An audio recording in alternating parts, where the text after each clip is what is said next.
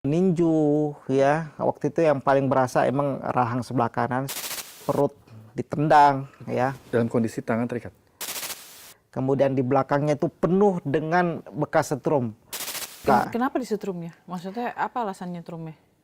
Kemana negara-negara yang bergabung dengan BOP ini gitu kan. Di situ kami menyadari, oh ya memang dunia tidak bisa berbuat apa-apa. Waktu izin ke anak, Abah mau berangkat ke Gaza, mau bawain anak-anak Gaza makanan. Insya Allah pasti pulang kok, Abah pasti pulang gitu kan.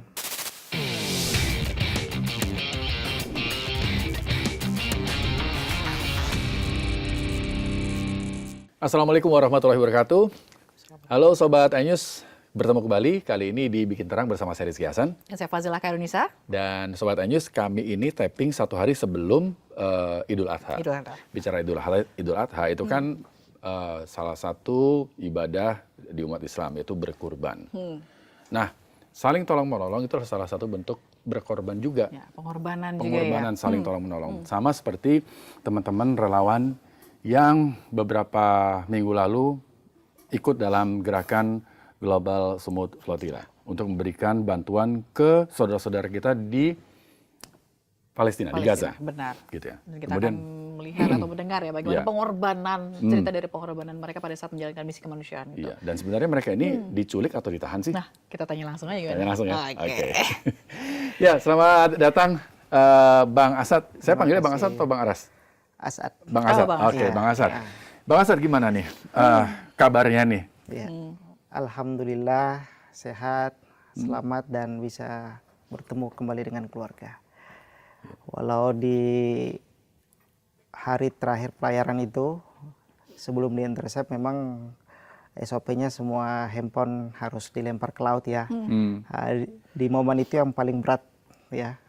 Menurut saya pribadi, walau di sesi training kami sudah menganggap diri kami siap. Wah, nggak apa-apa terputus sejenak dengan dunia, nggak apa-apa. Nggak pegang gadget sejenak nggak apa-apa. Tapi ternyata faktanya agak berat ya. Beratnya bukan karena tidak bisa berkomunikasi dengan dunia luar, tetapi berat karena khawatir keluarga di rumah mengkhawatirkan saya seperti itu aja sih. Jadi tadi ngomong soal training, berarti sebelumnya udah ada training untuk menghadapi hal ini? Betul, sudah ada training. Apa aja trainingnya, Bang? Yang pertama tentu wawasan ya terkait gerakan GSF ini, kenapa GSF ini muncul, tujuannya seperti apa ya, untuk membawa bantuan kemanusiaan, untuk terus mengingatkan dunia bahwa masih terjadi genosida sampai hari ini, bahwa masih banyak tawanan-tawanan yang perlu dibebaskan di dalam penjara Israel. Selain itu kita diajarkan di sesi training itu memang bagaimana kita bersikap di atas kapal, karena kita ini bergabung dengan beberapa negara. Jadi ada 45 negara dengan total di GSF 2.0 ini 452 partisipan. Dengan jumlah 52 kapal ditambah dengan 4 kapal offshore boat untuk patroli seperti itu. Training ini difokuskan untuk gerakan non-kekerasan. Non-kekerasan. Jadi kita betul-betul dilatih agar tidak terpancing, ya, tetap sabar, dan memang ada simulasi. Oh gitu. Jadi di dalam ruangan itu tiba-tiba peserta nggak tahu kalau akan ada simulasi. Jadi tiba-tiba semua lampu dimatikan dalam ruangan. Tiba-tiba ada suara tembakan ya. Kemudian para panitia ini yang menyamar menjadi tentara penjajah itu kemudian menginjak-injak kita, memukul kita, dan itu beneran mereka melakukan kekerasan itu pada saat simulasi itu. Oh, jadi di simulasi itu beneran ada adegan? Dan rekan-rekan kita ada yang terluka karena memang harus dilatih seperti itu. Berarti nggak sembarangan ya? Iya. Nggak sembarangan. Ya. Jadi itu untuk menguji bahwa jangan dilawan dengan kekerasan. Iya, jangan dilawan. Meski mereka keras, kita jangan melawan. Itu di lokasinya di mana? Training dan simulasi itu? Di Marmaris, Turki. Jadi dari kota Istanbul kurang lebih 12 jam naik mobil. Oh, itu sebelum kapal berangkat? Sebelum kapal berangkat kita memang ada sesi training 1 pekan. Ada yang nggak lulus atau tadi gagal, nggak misalnya ada yang kepancing Nah. gitu tiba-tiba kan kayak, udah emosi Iya. duluan gitu. Nah, setelah simulasi itu memang kita ditanyakan, ada yang mau mundur, ada yang nggak siap mentalnya. Kan itu terekam semua sesi latihan itu, simulasi itu, jadi terlihat siapa yang melawan di situ kan. Jadi kita dipaksa bersujud di lantai karena pengalaman sebelumnya seperti itu, dan memang kejadian yang kami rasakan ternyata oh iya, dalam simulasi kemarin memang seperti itu yang kami rasakan. Walau mentalnya beda banget ya. Pas kejadian, Pas realitanya. Jadi kita memang marah banget. Tapi karena kita saling menjaga gitu kan, jangan sampai misi yang tadinya mulia ini jadi tercemari karena hanya 1-2 orang yang tidak bisa menahan emosi seperti itu. Oh, sumbu pendek nggak bisa Mas Rizky. Nggak bisa, saya nggak bisa kayaknya. Ya, aku kayak nggak bisa deh. Kayak wah gitu. Nah, ini kita runut lagi ke belakang supaya sobat iNews ataupun netizen juga tahu gitu. Jadi misi Global Smooth Flotilla ini kan merangkul semua relawan kemanusiaan. Ada beberapa teman-teman wartawan juga. Ya. Ya. Dari berbagai negara. Jadi mereka berkumpul di Turki sebelum berangkat. Iya, di Turki. Startnya Jadi di sebenarnya ada etape Itali, Turki, namun diawali di Spanyol. Jadi keberangkatan pertama itu dari Spanyol. Oke. Nah, koordinator kita dari GPCI, Dr. Maimun bersama Cigi Fauzi itu berangkat dari Spanyol. Berlayar dari Spanyol, kemudian di Itali ada keberangkatan dari Itali, kemudian kapal-kapal yang sudah siap di Itali itu berangkat bersama, kemudian ke Turki. Cuma kan dari perjalanan dari Itali ke Turki itu ternyata diintercept di perairan dekat Yunani. Jadi sebelum kami berlayar sebenarnya sudah ada intercept dari penjajah itu, dan 20 kapal lebih sudah tidak bisa dioperasikan. Akhirnya butuh tambahan kapal, sehingga makanya jadwal keberangkatan dari Turki yang semula dijadwalkan tanggal sekian mundur beberapa hari seperti itu. Jadi menunggu kawan-kawan yang tertahan di Yunani tiba di Turki, dan itu kami sempat menyambut mereka. Jadi kapal-kapal yang sudah stay di Turki, Marmaris itu, kita menyambut mereka di tengah-tengah perairan antara Turki dengan perairan internasional. Berarti ada 2 kali intercept ya? Ada 2 kali intercept. Yang di Yunani. Yang di Yunani. Sama yang pelayaran terakhir ini menuju Gaza. Iya. Dan hebatnya rekan-rekan yang diintercept di Yunani ini kan udah ditangkap tuh, udah disiksa dong, kemudian dideportasi ya. Mereka balik lagi, ikut lagi yang dari Turki. Ikut berangkat lagi dari Turki. Dan disiksa lagi Dan disiksa lagi. Oke. Baik. Itu kalau dari Indonesia, itu kan ada 9 WNI ya kemarin.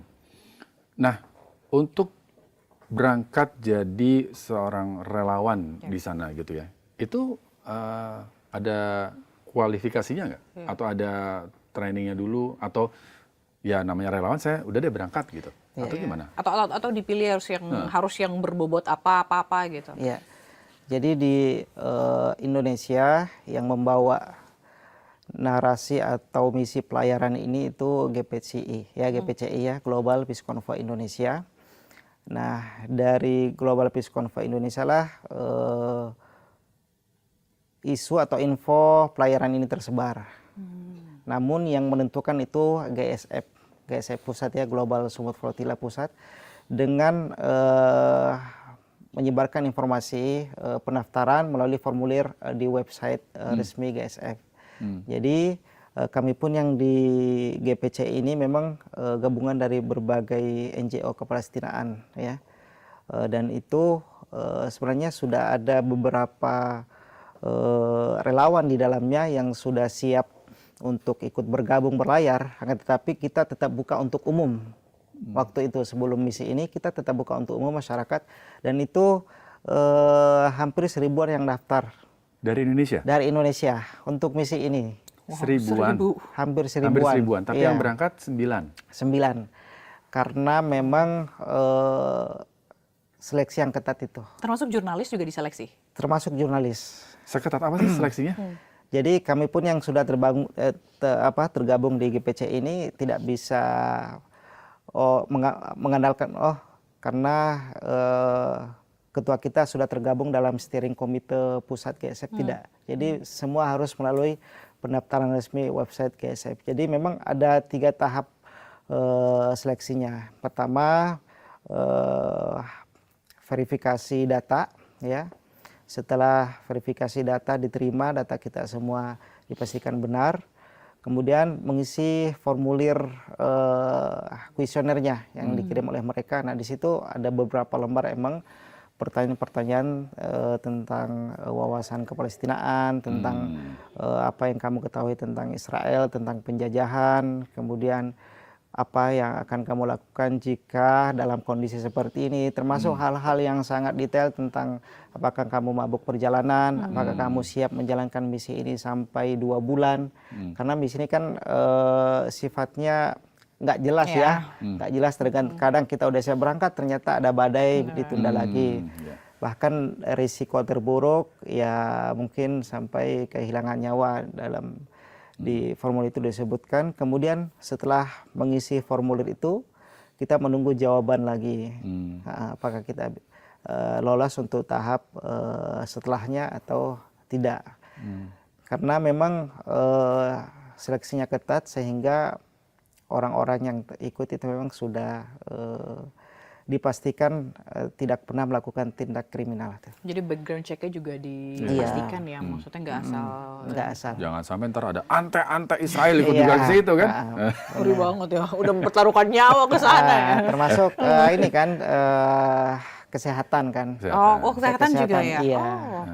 Nah, Bang Asad, itu kan sebelum berangkat itu kan pasti sudah tahu dong resikonya ya. Waktu Abang terpilih 1 dari 9 WNI yang akan berangkat GSF, reaksi dari keluarga gimana? Reaksi keluarga, kan Abang sudah punya anak, udah punya istri, itu kan aduh berat. Sebagai seorang bapak ini berat nih kan. Gimana reaksinya? Yang paling berat itu istri sebenarnya. Istri karena sudah pernah mengalami waktu misi pelayaran pertama kan dari Tunisia. Saya ikut juga. GSF. Tahun 2025. Berarti ini udah yang beberapa kali? Ini yang kedua. Cuman yang 2025 nggak jadi berlayar. Indonesia nggak ada yang berlayar. Karena keterbatasan kapal saat itu. Dan kita memang baru pertama join waktu itu kan, jadi masih ngikut-ngikut lah. Nah, setelah evaluasi, kemudian alhamdulillah bisa ada 9 orang yang ikut. Dan memang pertama kali saya ngomong ke istri memang berat karena sudah merasakan ditinggal lama waktu itu sebulan gitu kan. Dia berjuang sendiri untuk mengurus anak di rumah. Tapi saya mencoba meyakinkan dengan alasan yang sederhana, dengan jawaban yang bisa dia terima bahwa insya Allah nggak ada yang sampai mati kok, paling luka-luka gitu kan. Ya matinya kan nggak kembali gitu kan.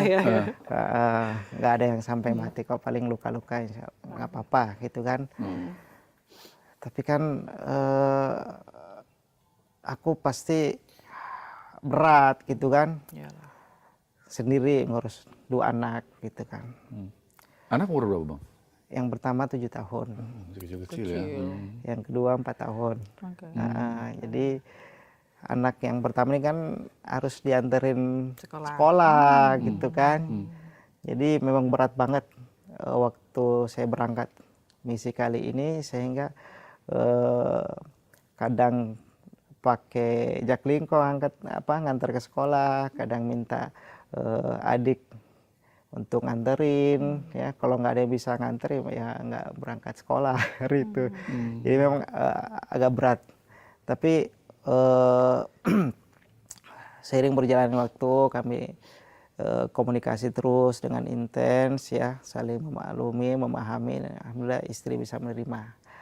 Cuma anak ini yang nggak lucu nih, anak nih. Kenapa? Jadi waktu izin ke anak, Abah mau berangkat ke Gaza, mau bawain anak-anak Gaza makanan. Jadi sebenarnya anak-anak kami ini udah kami biasakan untuk mendengarkan kisah-kisah Gaza gitu kan.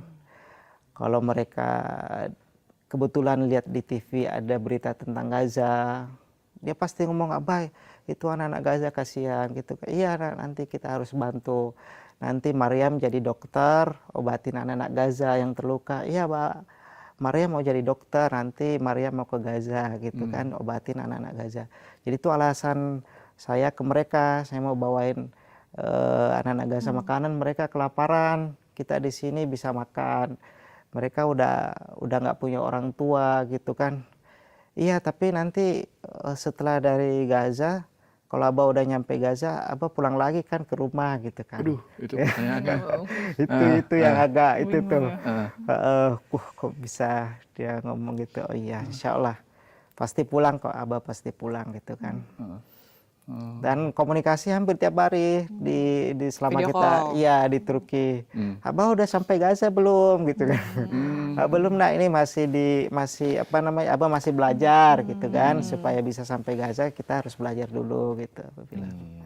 Jadi seperti itu. Kalau ke orang tua, alhamdulillah orang tua mendukung gitu kan. Jadi saya telepon orang tua di kampung, minta izin dan ridhonya gitu kan. Ini menjalankan misi kemanusiaan ke Gaza, dan alhamdulillah orang tua mendukung seperti itu. Tapi pertanyaannya, ya Mas Rizky kan tahu dari yang cerita-cerita sebelumnya, ini kan pekerjaan yang mempertaruhkan nyawa.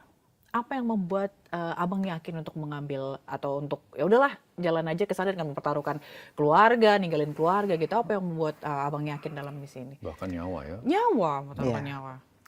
Jadi kebetulan saya di Lembaga Kepalestinaan ini udah lebih 10 tahun. Sejak 2015 bergabung di Spirit of Aqsa ini, tentu sudah mengalami banyak dinamika bagaimana bekerja untuk membantu saudara kita di sana. Dengan adanya misi GSF ini saya harus melakukan yang lebih nih. Saya merasa jika hanya duduk ya di dalam ruangan ber-AC, menulis berita Palestina, menyebarkan berita Palestina, melakukan edukasi ke sekolah-sekolah, membawakan kajian Kepalestinaan ke berbagai wilayah, saya rasa saya harus melakukan yang lebih dari ini. Itu yang memotivasi pertama untuk apapun resikonya saya siap, karena semua cara kita udah lakukan gitu kan, dan ingin melakukan hal yang lebih dari itu, dari sekedar kebetulan di NGO kami kan sebagai media ya, yang menyebarkan berita-berita Palestina. Jadi saya ingin melakukan lebih dari itu. Makanya waktu kami berlayar itu ya, teman-teman mengatakan yang biasanya menulis berita sekarang jadi berita gitu kan. Sekarang jadi berita. Itu motivasi pertama. Motivasi kedua sebenarnya yang kenapa tetap bersiap ya untuk segala risiko. Kami meyakini bahwa rakyat Gaza dan rakyat Palestina pada umumnya telah berkorban banyak buat umat Islam. Mereka sudah lebih dulu berkorban, mewakili kita 2 miliar umat Islam. Kalau kita berbicara tentang agama ya, ya di Palestina kan ada Masjidil Aqsa, kiblat pertama umat Islam, ya, yang sampai hari ini masih dijajah, masih dinistakan. Bahkan Ramadan kemarin kan hampir sebulan penuh itu umat Islam nggak bisa sholat di sana, nggak ada sholat Idul Fitri. Itu pertama kali dalam sejarah penjajahan Israel itu. Dan mereka yang ada di sana yang mewakili kita, ya, yang mengorbankan nyawanya, kan Masjidil Aqsa ini, tanah Palestina ini kan warisan ya dari Nabi Muhammad SAW kepada penerus para khalifah setelahnya kan. Dan itu harus kita jaga. Ya, ini apalagi Masjid Aqsa sebagai salah satu dari 3 masjid yang paling disucikan dalam Islam. Nah, berangkat dari itu juga yang menjadi alasan bahwa memang jika diperlukan harus ada yang berkorban, maka saya siap berkorban. Jika dengan itu masyarakat Indonesia baru bisa terbuka, baru bisa sadar, oh iya ternyata memang keji perlakuan penjajah Israel. Dan alhamdulillah bersyukur ya, sepulang kami ke tanah air ini banyak yang baru menyadari, oh memang nyata kekejian penjajah itu memperlakukan para tawanan seperti itu. Jadi bahkan di kampung kami ini di Sinja itu orang yang tadinya jarang tersentuh berita Palestina, pada nelpon tuh ke orang tua, pada nelpon ke orang tua kan, oh ya ternyata memang tentara penjajah itu memang sangat kejam seperti itu. Dan sebenarnya kami ingin menyampaikan pesan ya kepada masyarakat Indonesia bahwa kami meninggalkan 9.600 tawanan yang masih mendekam hari ini di penjara Israel. 9.000? 9.600. 300 diantaranya itu anak-anak. Di penjara Israel? Di penjara Israel. Itu mereka siapa aja? Warga Palestina. Warga Palestina? Warga Palestina. Jadi ada yang sudah dipenjara puluhan tahun, ada yang dipenjara tanpa dakwaan, tanpa ada proses hukum, di penjara begitu saja, ada penjara administratif, ada ribuan yang dipenjara pasca 7 Oktober yang dibawa dari Gaza ke wilayah penjajahan. Nah, sekarang kita bicara soal peristiwanya.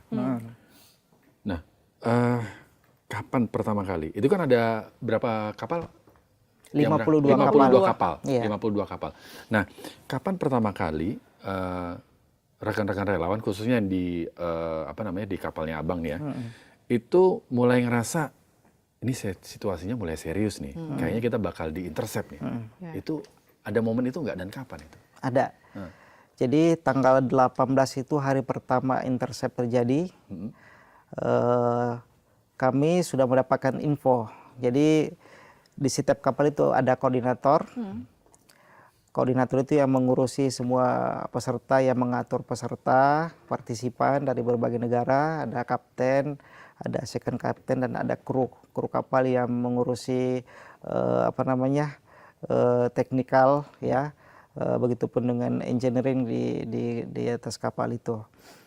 Nah, kami mendapatkan info dari koordinator kami bahwa sudah ada 20-an kapal yang di-intercept di tanggal 18 itu. Waktu itu posisi kapal kami ada di belakang. Dan yang di-intercept ini di depan kami. Yang posisinya agak lumayan jauh, tidak terlihat. Nah, dari situ kemudian kami semua rapat di atas kapal untuk mulai bersiap-siap. Karena kemungkinan jika mereka sudah di-intercept siang tadi, kemungkinan malam ini kita di-intercept, seperti itu. Jadi kita sudah menyusun jadwal jaga pada saat itu, tiap 2 orang jaga dalam 2 jam, bergantian. Oh, jadi 2 jam sekali ya? 2 jam sekali. Nah, tibalah di malam hari, nampak drone. Oh, Abang lihat itu? Iya, kita semua melihat. Nampak drone. Cuman saya nggak sempat merekam. Kenapa? Karena di sore harinya sebenarnya sudah nampak pesawat kapal patroli penjajah dari kejauhan sudah nampak. Cuman speedboatnya itu belum kelihatan, hanya kapal patrolinya. Biasanya kalau sudah ada speedboatnya itu tandanya kita sudah akan di-intercept. Cuman karena saya sangat berhati-hati, jadi saat melihat kapal patroli itu, handphone saya lempar duluan ke laut gitu kan. Itu kenapa sih dilempar ke laut? SOP atau seperti apa? SOP, aturannya seperti itu. Apa yang mendasari SOP itu? Untuk menjaga keamanan para partisipan, untuk menjaga info dari misi ini sendiri, seperti itu. Jadi ada rekaman video yang beredar, itu kan teman-teman jurnalis ya, yang merekam bahwa kondisi mereka saat ini di kapal akan di-intercept. Itu video itu direkam sebelum intercept. Intercept. Iya. Itu bagian dari SOP juga? Iya. Oh, oke. Jadi sebisa mungkin mengambil video, rekaman atau gambar di saat kapal penjajah ini mulai mendekat sebisa mungkin. Abang bikin juga video? Saya nggak sempat, tapi ada video yang itu di atas kapal kami, itu memperlihatkan kami semua udah pakai life jacket, ya, kapal penjajah sudah mulai mendekat dan ada rekan kami dari Maroko sempat mengambil video, ya, suasana genting pada saat itu, kapal penjajah sudah mulai mendekat, akan tetapi teman-teman ini saling menguatkan, ada yang yel-yel gitu kan, ada yang sambil menyanyi, tapi yang lucu juga pada momen itu adalah di hari kedua, ya, kita masuk hari kedua pada saat proses intercept kita dimulai, ya. Berarti malam Selasa, ya. Malam Selasanya drone itu kita kemudian mematikan semua handphone. Mematikan semua lampu-lampu kapal supaya tidak terdeteksi oleh drone Israel pada saat itu, dan kita berjaga sampai subuh. Alhamdulillah nggak diintercept malam itu. Jadi kita tetap lanjut berlayar terus sampai kemudian jam 15.00, ya, 15.00 waktu itu yang bertugas untuk masak waktu itu kan kita ada jadwal masak juga, ya, untuk semuanya sedang memasak, ya. Namun di sela-sela dia masak itu ternyata udah terlihat nih kapal patroli datang lagi tuh. Yang terlihat di hari Senin, kemudian hari Selasanya itu datang lagi, dan kami meyakini wah mungkin sudah tiba saatnya karena kapal kita adalah kapal yang terakhir. Kita sudah berada di depan. Jadi kapal yang paling dekat dengan Gaza sebenarnya kapalnya Iya, Bang Asad? iya. Seberapa dekat lagi dengan Gaza, Bang? Dicek waktu itu di live trackernya kurang lebih 130 mil laut lagi. Tapi ini deket sih. Nah ini untuk konfirmasi juga bahwa kapal Abang ini dan teman-teman yang lain itu berada di perairan internasional, bukan di Wilayahnya Israel. Bukan. Oh, okay. Di perairan internasional, dan makanya kami tidak sepakat jika ada yang mengatakan bahwa kami ditahan, kami ditangkap. Terjawab kan? Iya, karena kenapa? Karena berbeda jika kita masuk ke wilayah teritorial negara orang, kemudian kita melanggar hukum mereka, kemudian kita ditangkap, itu salah kita, itu wajar mereka menangkap kita. Tetapi ini perairan internasional, dilindungi oleh hukum internasional, yang artinya tidak boleh ada negara atau pihak manapun yang menghalangi, yang melakukan pelanggaran di atas perairan internasional itu. Berarti menurut Abang ini adalah penculikan? Penculikan. Yang paling pas adalah penculikan.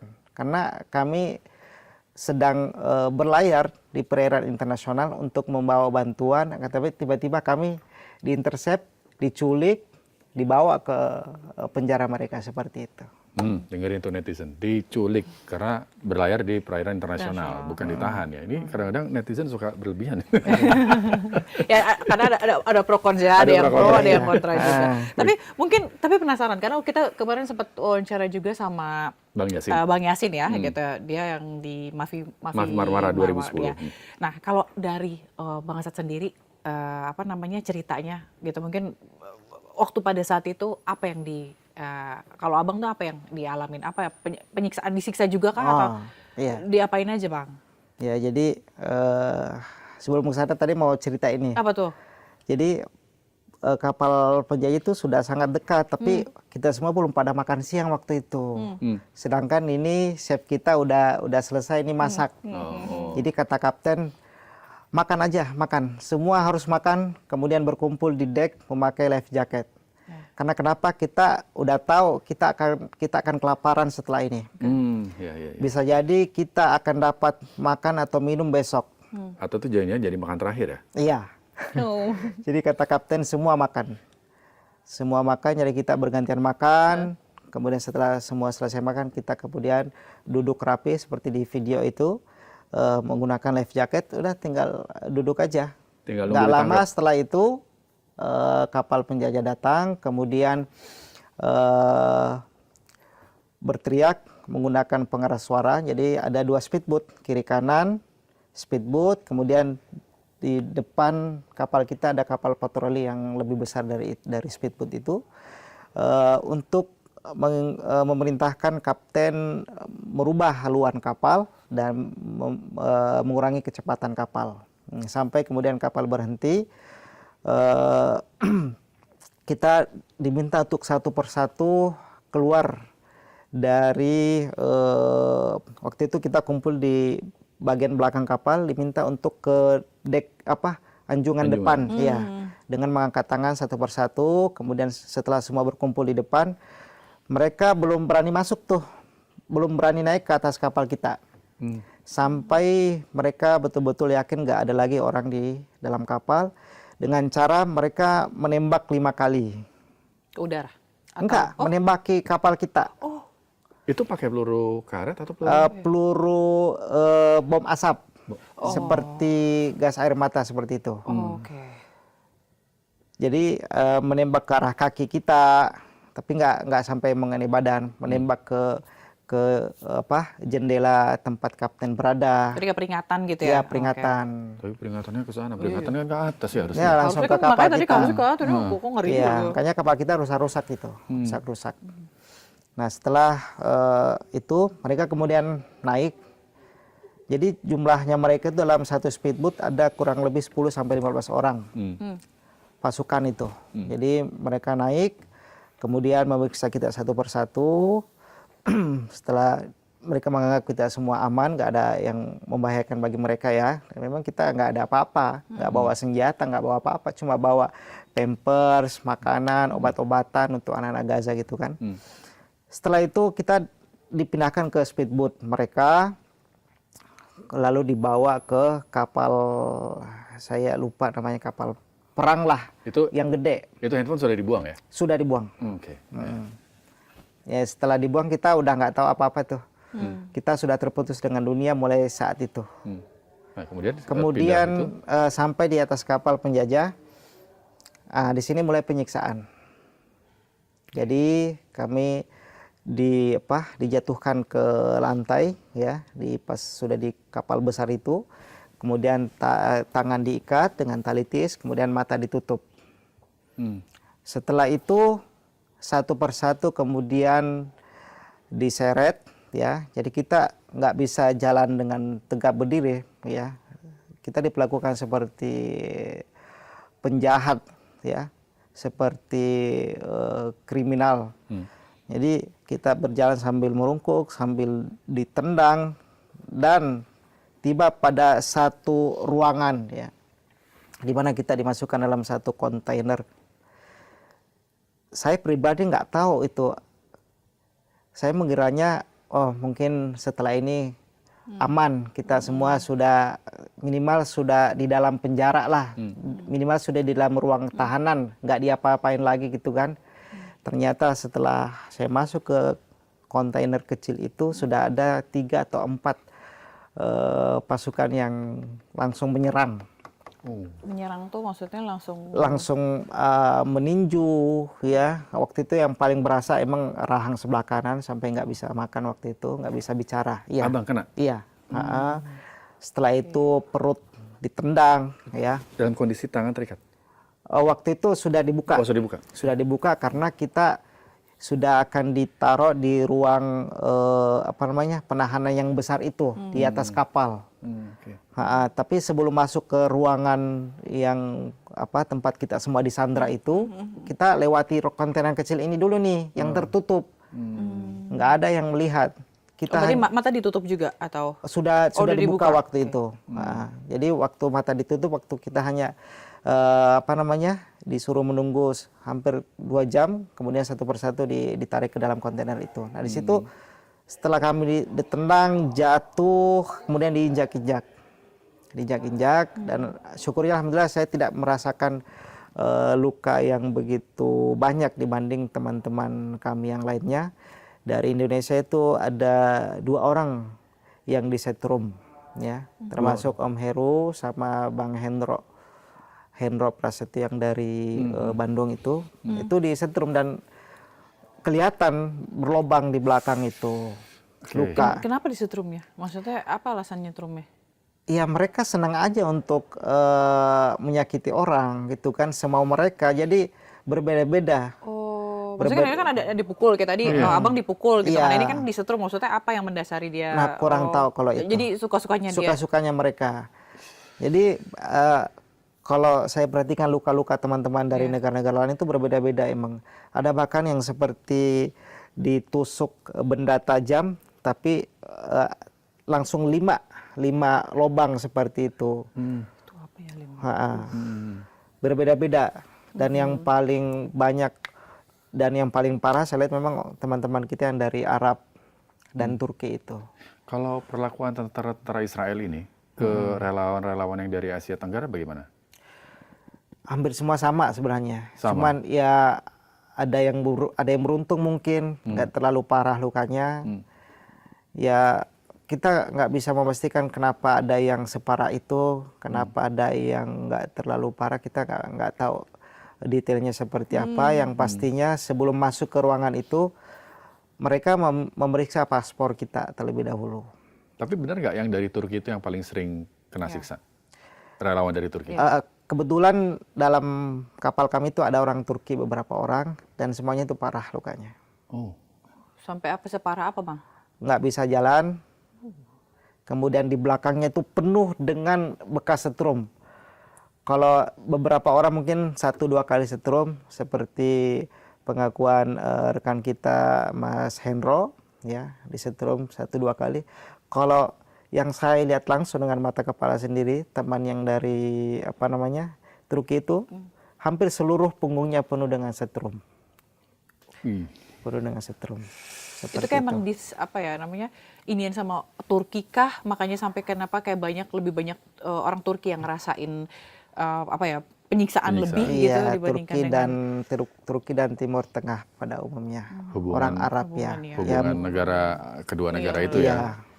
Emang sih secara historis bangsa Yahudi memang paling benci sama orang Arab. Ya kalau merujuk ke ini ya, dengan bukti-bukti video-video bagaimana mereka melaknat orang Arab, mereka kan nggak terima nabi terakhir dari orang Arab. Mereka kan maunya nabi terakhir dari bangsa Yahudi seperti itu. Nah, setelah mengalami penyiksaan itu, kemudian ditahan ya, diculik dan ditahan gitu ya, diculik dan ditahan, dimasukkan ke dalam sel. Itu dikasih makan juga nggak? Nah, jadi kami yang diintercept hari terakhir itu mendapati 1 malam di atas kapal. Kapal perang ini berbeda dengan teman yang udah diintercept hari pertama, berarti mereka 2 malam di situ. Selama kami di situ yang diintercept hari terakhir cuma diberikan 1 kali roti ya di pagi hari dan air 1 botol untuk beberapa orang. 1 botol untuk beberapa orang dan itu nggak diberikan lagi sampai besoknya. Jadi 1 hari itu 1 botol untuk beberapa orang. Botol kecil atau botol besar? Botol sedang. Oh, botol sedang untuk berarti berapa 5 orang? Iya. Ada yang ber-5, ada yang ber-3. Waktu itu kebetulan di kapal itu kami ketemu dengan Bang Todi sama Todi Badai dari Republika, sama Mas Andre dari Tempo, kemudian Om Hero ya di kapal yang sama. Karena ternyata ada 2 kapal. Kenapa? Saya cari teman-teman yang lain, kok nggak ketemu. Mas Ronggo, ada Ustadz Herman, ada Andi Angga, nggak ada di atas kapal itu. Oh, di kapal yang berbeda. Berarti di kapal yang berbeda. Seperti itu. Dan kami merasa sangat lega waktu itu karena kami mengiranya teman-teman yang diintercept hari pertama ini mungkin sudah dilepaskan. Sudah nggak ada di atas kapal ini. Tapi setelah saya keluar dari ruangan kontainer penyiksaan itu, saya melihat masih ada ratusan teman-teman GSF. Di situ saya merasa lega. Alhamdulillah saya tidak sendiri. Jadi setiap orang yang keluar dari ruang penyiksaan itu kemudian disambut dan dipeluk oleh rekan-rekan yang lainnya. Saat itu saya dipeluk langsung oleh Bang Todi Badai dan mereka semua mengatakan nggak apa-apa, kita semua merasakan yang sama. Saling menguatkan. Saling menguatkan. Langsung kan dalam pelayaran kita memang setiap kapal ada dokternya. Jadi langsung diperiksa sama dokter, kamu yang mana yang sakit, dicek sama dokternya dan berulang seperti itu. Jadi setiap kita mendengarkan suara jeritan dari ruangan itu, kita semua kembali berkumpul keluar, keluar menanti siapa orang ini seperti Ini itu. ke ruang penyiksaan itu Ya, berarti, jadi ruang tahanan itu. ini kapal, di tengah-tengah kapal ini ada 2 kontainer panjang besar, di tengah itu ada ruang terbuka, yang di video yang tersebar itu kami bersujud di situ. Oh ya, itu benar berarti ya? Benar. Itu yang video yang beredar yang ada Menteri Israel Itu setelah di Asdod. di Asdod. Setelah dibawa ke setelah dibawa ke daratan. Nah, jadi kita ada 2 kali sesi bersujud. Bersujud itu. Itu diantara semua penyiksaan kita masih bisa menahan rasa sakit dipukul. Tapi yang paling membuat kami marah di saat kita dipaksa bersujud hampir 2 jam bersujud. 2 jam? 2 jam dengan tangan diikat. Dengan tangan diikat, kemudian diperdengarkan lagu-lagu kebangsaan Israel. Wih, kurang ajar sih. Hampir 2 jam. Hampir 2 jam. Dan itu terjadi di tengah-tengah perairan internasional. Kemana kemana negara-negara sekitar yang ada di situ?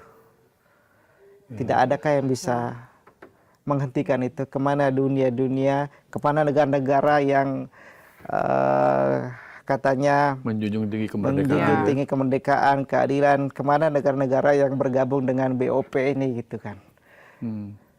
Nah, makanya di situ kami menyadari, oh ya memang dunia tidak bisa berbuat apa-apa. Toh kami saja yang dari berbagai negara diperlakukan seperti ini, di perairan internasional tidak ada yang bisa menghalangi mereka.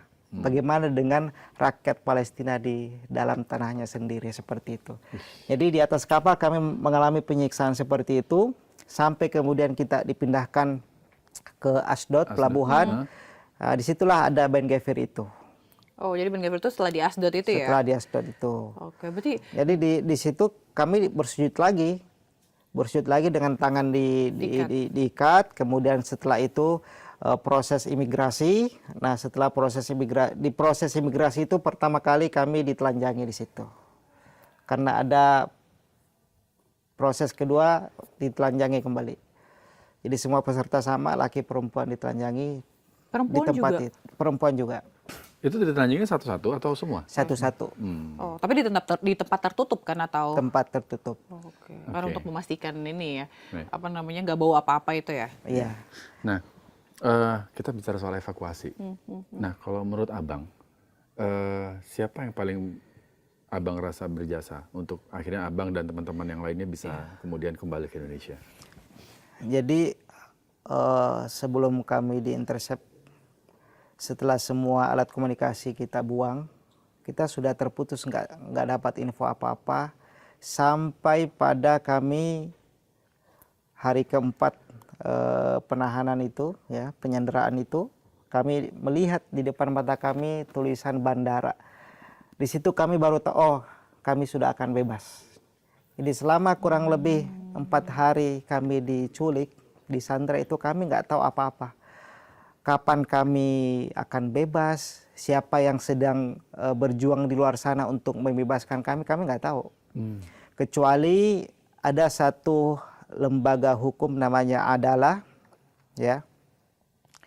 Adalah ini nih yang memang sejak awal ditunjuk sebagai kuasa hukum teman-teman yang berlayar ini jika mendapatkan nanti masalah ataupun nanti diculik. Dan mereka lah pada saat imigrasi itu yang mendampingi semua relawan, termasuk saya waktu itu, diminta untuk jangan menandatangani berkas apapun. Jangan menandatangani berkas apapun. Dan dari pengacara ini pula kami mendapatkan info bahwa kamu akan dibawa ke penjara ini. Dan nanti di penjara itu kamu akan disidang. Dan setelah sidang kamu akan dideportasi. Kami hanya tahu info sebatas itu. Jadi kami nggak tahu siapa sedang bergerak di luar untuk membebaskan kami. Sampai kami tiba di Bandara Eilat, ya, di wilayah Eilat itu. Kami melihat ada 3 pesawat Turkish Airlines. Pesawat pemerintah Turki. Di situ kami sudah meyakini, oh, berarti pemerintah Turki yang menjemput kami, yang mendatangkan kami dari Palestina ke Turki. Dan setelah kami sampai di Istanbul, Turki, semua itu baru terkonfirmasi bahwa memang benar atas lobby kan waktu itu kecaman internasional dari berbagai negara ya marah, kemudian mulai berkomunikasi dengan negara-negara terdekat waktu itu, sehingga yang tadinya awalnya itu cuma satu pesawat, jadi Turki hanya ingin memulangkan warga negaranya cuma satu pesawat, akan tetapi steering komite di GSF ini meminta, termasuk waktu itu Bu Maimun, steering komite kita meminta agar nama-nama WNI dimasukkan ke dalam daftar Turki ini supaya bisa ikut. Akan tetapi setelah mereka bernegosiasi kembali, akhirnya disepakati bahwa semuanya diterbangkan ya tanpa satupun tertinggal, diterbangkan ke Turki dengan tujuan setelah sampai di Turki akan diadakan medical check up, akan divisum, kemudian dijadikan bahan bukti untuk diadukan ke ICC, Pengadilan Internasional, seperti itu. Oke, berarti itu semua barang-barang, semua bantuan yang dibawa itu diambil atau? Iya, jadi jangankan bantuan yang kami bawa, pakaian pun, keperluan pribadi pun nggak ada. Jadi kita itu tinggalkan Palestina itu dengan baju tawanan yang kami pakai itu. Yang pakai pas ditangkap sampai pas pulang. Ya, jadi di penjara Kedzot itu di wilayah Negev, baju kami diganti dengan baju tawanan itu, baju tahanan itu. Oke, menarik. Nah, ini pertanyaan terakhir dari saya nih Bang, nanti mungkin ada dari Zila ya. Bang, kalau menurut Bang Asad, kenapa sih isu Palestina ini membuat banyak orang gitu ya rela mengambil resiko sejauh ini? Isu Palestina. Iya, kenapa Bang? Karena kalau kita lihat dari perspektif agama dulu ya. Saya jawabnya dari perspektif agama dulu. Karena dalam satu hadis bahwa di akhir zaman iman itu berada di bumi Syam. Bumi Syam itu termasuk Palestina. Nah, kalau kita ingin melihat bagaimana iman seseorang di zaman ini, lihatlah bagaimana dia dengan Palestina. Apakah dia peduli, apakah dia acuh tak acuh, atau ya sama sekali tidak peduli dengan persoalan Palestinanya. Itu yang pertama dari perspektif agama, bahwa memang menjadi tolak ukur. Apalagi jika kita berbicara dengan sejarah-sejarah penjajahan, kenapa Israel sangat ngotot ingin menguasai Palestina, ya. Karena memang Palestina ini adalah wilayah yang paling strategis bagi mereka di kawasan ini. Palestina di tengah-tengah ini. Jadi diapit di antara benua Eropa, benua Afrika, benua Asia, itu Palestina di tengah-tengah ini.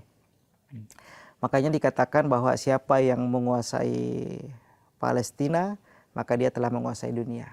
Coba kita lihat sekarang, siapa yang menguasai Palestina? Israel dan Amerika.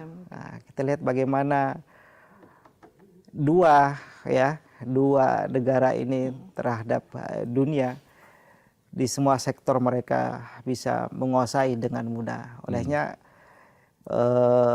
kenapa perhatian itu harus ditujukan ke Palestina? Ya, kita ingin agar supaya dunia ini damai, dunia ini adil. Selama Palestina ini terjajah, selama Palestina ini tidak mendapatkan keadilan, maka seluruh dunia tidak akan adil.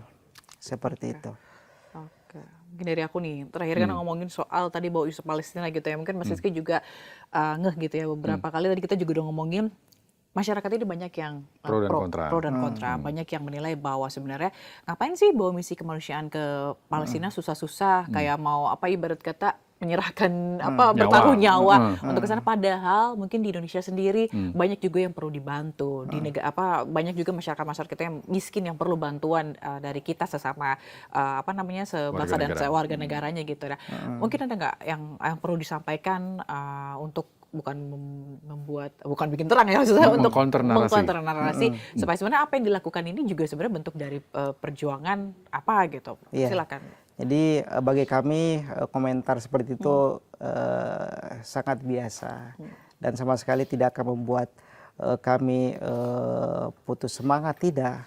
Kami meyakini bahwa teman-teman kita ini tidak mengetahui. Namun kami juga punya tugas untuk memahamkan ya bahwa yang pertama kenapa kami rela ya berlayar berhari-hari ya. Karena kami meyakini kami sedang menjalankan amanat undang-undang kita bahwa penjajahan di atas dunia harus dihapuskan.